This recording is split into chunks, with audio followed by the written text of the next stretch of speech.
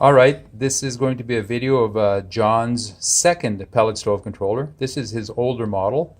John sent this in to me to test out, and because his pellet feed indicator light wasn't working correctly, and the auger motor probably wasn't working well as either. So I'll go ahead and turn it on, and that should make the combustion fan and the convection fans come on.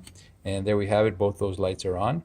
The controller itself has manual feed and high fan. So if I turn on the high fan, we see the light go bright. So that works. And if I go to manual feed, the light indicates that the feed motor is getting its voltage. So that's working. So I'll go ahead and press the auger switch on, and that'll start the timer to go into automatic mode for the auger. So what I did for John here is I replaced the green LED inside the pellet feed indicator with a bright blue one, so it should be clear to see when it does come on.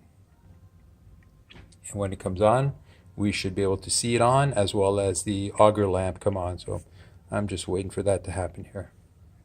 There it is. So we saw the blue light come on to tell us that the controller was sending a signal out to the auger, and the auger simulator light come on.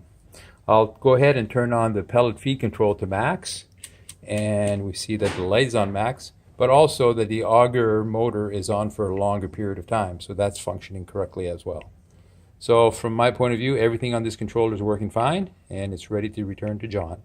Thanks, John, for sending me your controllers for repairs.